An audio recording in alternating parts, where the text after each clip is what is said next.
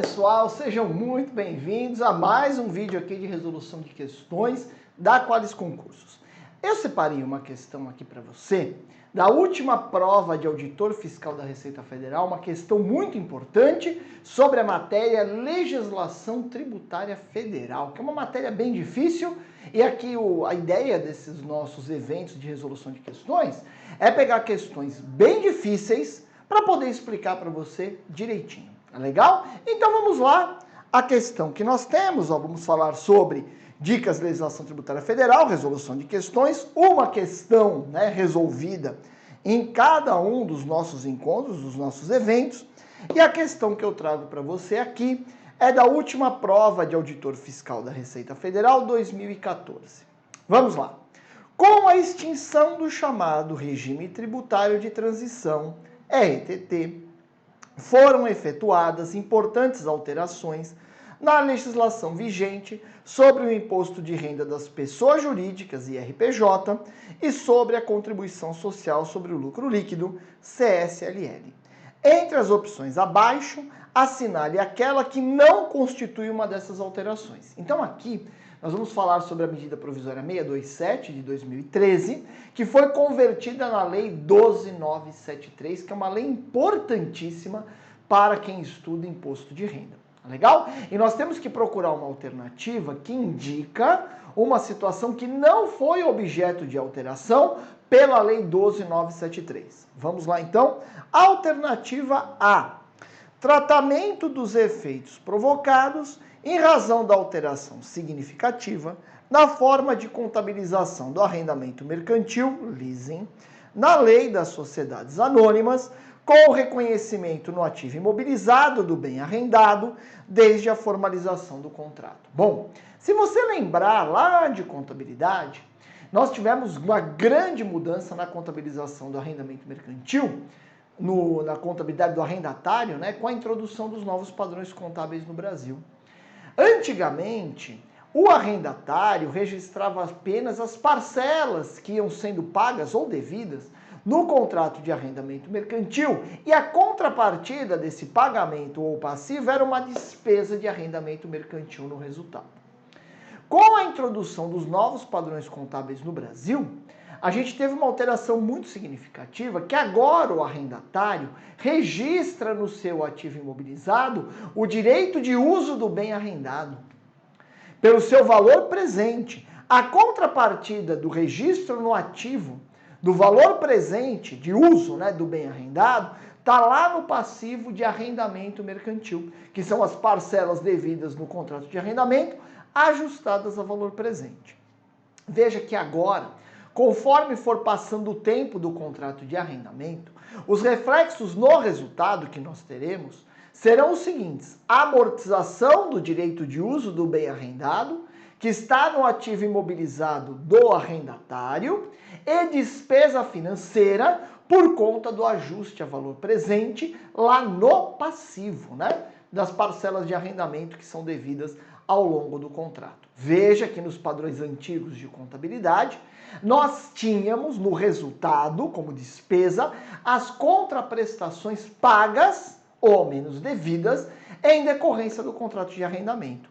Na contabilidade nova, os novos padrões contábeis, você não tem no resultado do exercício mais as contraprestações do arrendamento mercantil. Os reflexos no resultado que nós temos hoje do arrendamento mercantil, nós temos a amortização do direito de uso do bem e a despesa financeira decorrente do ajuste a valor presente das parcelas do arrendamento. Antes, assim como hoje, para fins do imposto de renda, permanece sendo dedutível apenas a contraprestação paga do contrato de arrendamento mercantil. Então veja, na hora que a lei 12973 vai estabelecer os padrões fiscais, em cima da nova contabilidade, teve que estabelecer um tratamento para o arrendamento mercantil, já que a contabilização passou a ser muito diferente. Veja aqui comigo que eu preparei para você um resumo disso que eu estou te explicando. Olha lá. Nos padrões antigos de contabilidade, o arrendatário somente registrava as parcelas pagas ou em atraso, com contrapartida no resultado do exercício. pelos novos padrões contábeis, introduzidos no Brasil a partir da Lei 11.638 de 2007, o arrendatário registra no ativo imobilizado o direito de uso do bem arrendado e no passivo o valor presente das parcelas do arrendamento mercantil. E veja que isso impacta os reflexos no resultado. Pelos padrões antigos de contabilidade, as parcelas pagas afetam o resultado do exercício, eram contabilizadas como despesas. Já nos novos padrões contábeis, os reflexos que nós teremos no resultado do exercício serão da amortização do direito de uso e as despesas financeiras, a realização do ajuste a valor presente, ambos impactam o resultado. E veja que para fins do imposto de renda, olha lá, na apuração da base de cálculo do imposto de renda, o arrendatário pode deduzir as contraprestações de arrendamento mercantil dos bens móveis ou imóveis intrinsecamente relacionados com a produção ou comercialização dos bens e dos serviços, inclusive as despesas financeiras nelas consideradas, já que essas parcelas do arrendamento parcialmente se referem a juros do contrato. Beleza? Então foi uma mudança da 12.973, tratar dos efeitos tributários do arrendamento mercantil? Sem dúvida nenhuma. O que diz a 12.973? Que a amortização do direito de uso e as despesas financeiras referentes ao contrato de arrendamento não são dedutíveis, então tem que ser adicionadas na apuração do lucro real, e que as contraprestações pagas, essas sim são dedutíveis, então você vai lá no LALUR e exclui na apuração do lucro real as contraprestações pagas do arrendamento mercantil. Tranquilo? Então a alternativa A não é a nossa resposta, já que trata de uma mudança mesmo, introduzida pela Lei 12.973. Aí, olha lá. A exposição de motivos, O artigo 13, em razão da alteração significativa na forma de contabilização do arrendamento mercantil, na lei das SAs, com o reconhecimento no imobilizado do bem arrendado, desde a formalização do contrato, que fica acrescido dos parágrafos 3º e 4º, para disciplinar os efeitos provocados por essa nova sistemática de contabilização, vedando o reflexo que seria provocado com o reconhecimento no imobilizado do bem objeto do leasing financeiro, despesas de depreciação. Permanece, na realidade o que nós temos são verdadeiras amortizações do direito de uso, Permanece, portanto, nesse caso, a possibilidade de reconhecimento somente da contraprestação de arrendamento. Eu vou trazer aqui para você, em cada alternativa, a exposição de motivos da MP 627, que foi convertida da 12973, para a gente entender cada uma das alternativas. Tranquilo? Essa questão foi tirada da exposição de motivos da MP 627. Tranquilo? Vamos à alternativa B. Disciplinamento de ajustes decorrentes dos novos métodos e critérios contábeis introduzidos em razão da convergência das normas contábeis brasileiras aos padrões internacionais. A Lei 12.973 fez isso? Sim. A Lei 12.973 extinguiu o regime tributário de transição. E ao extinguir o RTT, o que fez a 12.973? Ela pensou efeitos indesejáveis dos novos padrões contábeis e determinou que esses novos efeitos sejam objeto de adições ou exclusões na apuração do lucro real. Então se extinguiu o FCONT, se extinguiu o regime tributário de transição e, em contrapartida, todos os efeitos que se entendeu como efeitos inadequados para o imposto de renda, esses efeitos foram tratados expressamente pela Lei 12.973, determinando-se adições ou exclusões. Beleza? Veja aqui a exposição de motivos. Olha lá. A presente medida provisória tem como objetivo a adequação da legislação tributária à legislação societária e às normas contábeis, e assim extinguir o RTT e estabelecer uma nova forma de apuração do IRPJ e da CSLL a partir de ajustes que devem ser efetuados em livro fiscal. Que livro é esse? Livro de apuração do lucro real. Além disso, traz as convergências necessárias para a apuração da base de cálculo da contribuição para o PIS/PASEP e da COFINS. Tranquilo? Então nós tivemos todo um tratamento por meio de ajustes no livro de apuração do lucro real dos efeitos indesejados trazidos pelos novos padrões contábeis. ok? Vamos à alternativa C. Estabelecimento de multa específica pela falta de apresentação da escrituração do livro de apuração do lucro real, o LALUR, em meio digital, ou pela sua apresentação com informações incorretas ou omissas, com base na capacidade contributiva da empresa. Foi criada essa multa específica pela não apresentação ou apresentação com informações incorretas do e-LALUR, do LALUR digital? A resposta é sim. Olha lá, exposição de motivos da MPV 627.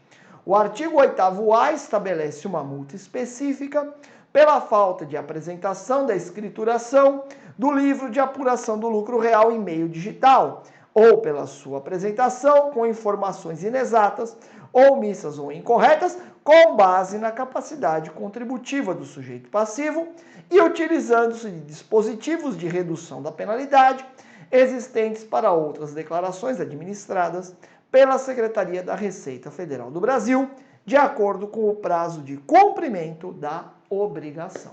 Ok? Então foi introduzida uma nova penalidade por meio da Lei 12.973. Vamos à alternativa D.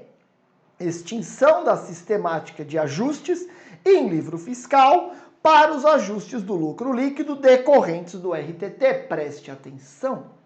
Quando estava se discutindo, a convergência, primeiro das normas contábeis brasileiras aos padrões internacionais, houve uma preocupação do fisco em esses novos padrões contábeis reduzirem o lucro das empresas por conta de sua subjetividade. E o fisco então falou, olha, pode mudar para fins societários, mas para fins fiscais não. Então eu vou continuar com a contabilidade velha e todos os ajustes da contabilidade nova para a velha serão feitos no F-Conte, que era o registro, em partidas dobradas, da exclusão dos efeitos da nova contabilidade e inclusão dos efeitos da contabilidade antiga, beleza? Esse era o regime de transição, o RTT. E para se superar o RTT, foram discutidas duas possibilidades. A primeira, de você fazer os ajustes indesejados dos novos padrões contábeis por meio do livro de apuração do lucro real, que é a sistemática que prevaleceu na 12.973. Por isso, vem aqui comigo, por isso que essa alternativa está errada, que está dizendo que se extinguiu a sistemática de ajustes em livro fiscal para os ajustes do lucro líquido decorrentes do RTT. Não. O que se fez? Pegou-se os ajustes que estavam sendo feitos no RTT, lá no F-Conte, e se deu um tratamento para esses ajustes no livro fiscal, ou seja, no LALUR. A opção colocada em discussão pelo fisco foi fazermos duas contabilidades, Então, a Lei 12.973 poderia ter trazido as duas contabilidades. Você teria uma contabilidade societária para fins societários e uma contabilidade fiscal para o imposto de renda, entendeu? Então aí sim você teria a extinção dos ajustes do lucro líquido lá no LALUR, desses efeitos indesejados, porque você faria uma nova contabilidade fiscal. Mas essa não foi a ideia que prevaleceu. Veja aqui na exposição de motivos. Olha lá. O artigo 8º, também em razão dos avanços tecnológicos e objetivando melhor controle mediante o aperfeiçoamento da forma de escriturar e de disponibilizar o livro de apuração do lucro real fiscal, obriga os contribuintes a escriturar o livro eletrônico de escrituração e a apuração da pessoa jurídica pelo lucro real. Aí que nos interessa na alternativa, a manutenção da sistemática de ajustes em livro fiscal para os ajustes do lucro líquido decorrentes do RTT, foi pleiteada pela comunidade empresarial brasileira em detrimento da possível adoção da contabilidade fiscal segregada da contabilidade societária, o que elevaria o custo Brasil para as empresas. Ok? Então veja que aqui nós temos a nossa resposta. Não houve extinção dos ajustes em livro fiscal, dos efeitos indesejados da nova contabilidade, não. A 12.973 estabelece expressamente que esses efeitos indesejados serão objeto de adição ou exclusão. Legal? Então a nossa resposta aí é a alternativa D. Só para finalizar, a alternativa E, avaliação dos investimentos pela equivalência patrimonial. A MP dispõe sobre o registro separado do valor decorrente de avaliação ao valor justo dos ativos líquidos da investida mais-valia e a diferença decorrente de rentabilidade futura. Perfeito? Você, quando tem um investimento avaliado por equivalência, você tem 3 parcelas hoje, tanto na contabilidade quanto para efeitos fiscais. Você tem a equivalência patrimonial, você tem a mais ou menos valia dos ativos líquidos da empresa investida e você tem o goodwill ou a compra vantajosa, ok? E aqui tem a exposição de motivos, olha lá. O artigo 20, com o intuito de alinhá-lo ao novo critério contábil de avaliação dos investimentos pela equivalência patrimonial, deixando expressa sua aplicação a outras hipóteses, além de investimentos em coligadas e controladas, e registrando separadamente o valor decorrente da avaliação ao valor justo dos ativos líquidos da investida, mais-valia, e a diferença decorrente de rentabilidade futura, o goodwill. Então aqui nós temos também uma mudança da Lei 12.973. Bom, com isso nós terminamos aqui essa questão. Essa questão é super importante para quem está estudando legislação tributária federal, ok? Ela trata de vários aspectos da Lei 12.973, que é uma lei fundamental para quem estuda imposto de renda. Legal? Um abraço para você, bons estudos e até a próxima.